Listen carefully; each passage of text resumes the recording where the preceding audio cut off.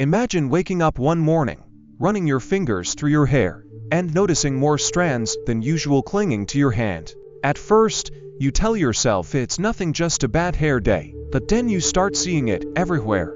In the shower drain, on your pillow, tangled in your brush. Slowly, the realization sets in: your hair is thinning, and you're not sure why. You're not alone. Millions of people experience hair loss, and for many, it's more than just a cosmetic concern. It's a blow to confidence, identity, and even social perception. The question is, why does it happen? And more importantly, can we stop it?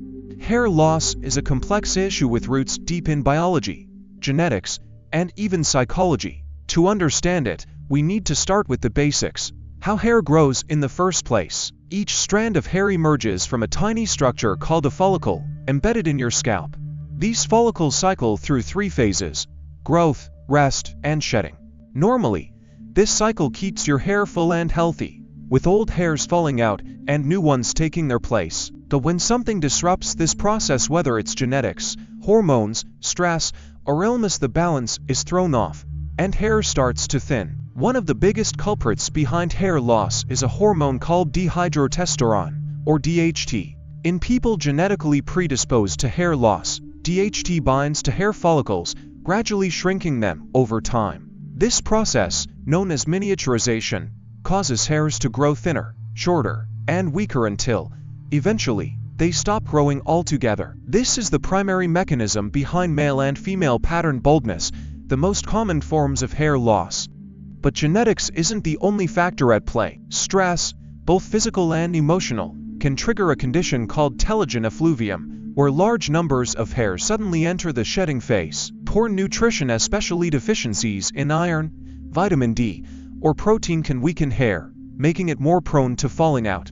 Even certain hairstyles, like tight ponytails or braids, can cause traction alopecia, a form of hair loss caused by constant pulling on the roots. The good news is that not all hair loss is permanent. Some types, like the temporary shedding that can follow childbirth, illness, or extreme stress, often resolve on their own once the underlying cause is addressed. Others, like pattern baldness, require more targeted intervention. So, can we stop hair loss? The answer isn't a simple yes or no, but science has given us several tools to slow it down and, in some cases, even reverse it. One of the most well-known treatments is minoxidil, a topical solution that's been used for decades. Originally developed as a blood pressure medication, minoxidil was found to have an unexpected side effect: it promoted hair growth. While scientists aren't entirely sure how it works, the leading theory is that it improves blood flow to hair follicles, delivering more oxygen and nutrients to revive dormant hairs. Another common treatment is finasteride, a pill that blocks the conversion of testosterone into DHT, protecting follicles from further damage. Both treatments have been proven effective, but they're not miracle cures. They require consistent, long-term use, and results vary from person to person. Beyond medications, there are other approaches worth considering. Low-level laser therapy,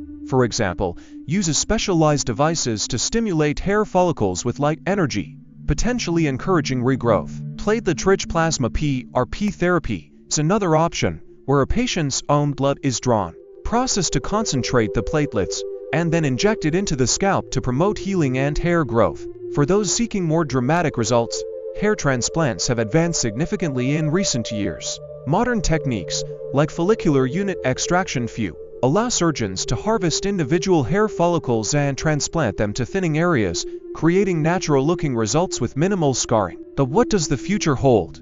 Researchers are exploring cutting-edge treatments like stem cell therapy, which could potentially regenerate damaged follicles, and hair cloning, where scientists multiply a person's existing follicles in a lab before implanting them. There's even work being done on 3D printed hair follicles, which could one day provide an unlimited supply of new hair. While these technologies are still in development, they offer hope for more effective, long-lasting solutions. In the meantime, prevention is one of the best weapons against hair loss. Maintaining a healthy diet rich in vitamins and minerals, avoiding excessive heat and chemical treatments, and managing stress can all help keep hair strong. Gentle hair care practices, like using a wide tooth comb instead of a brush and avoiding tight hairstyles, can also reduce unnecessary strain on follicles. Hair loss can feel like an inevitable part of life, especially as we age, but it doesn't have to be a losing battle. Science has given us ways to fight back, and ongoing research promises even more breakthroughs in the years to come. Whether through medication, advanced treatments, or simple lifestyle changes, there are options for those who want to hold on to their hair and their confidence. The key is understanding the causes, exploring the solutions, and taking action before it's too late. Because when it comes to hair loss, knowledge isn't just power, it's the first step toward keeping what you've got and maybe even regaining what you've lost. Hey there, if you're enjoying this video and appreciate the effort behind it, don't forget to like this video. It really helps the channel grow, and if you haven't already, hit that subscribe button and turn on the notifications so you never miss an update. Oh, and one more thing, share this video with your friends. Spread the love and support. Alright, now let's get back to the video. Let me know if you want any tweaks.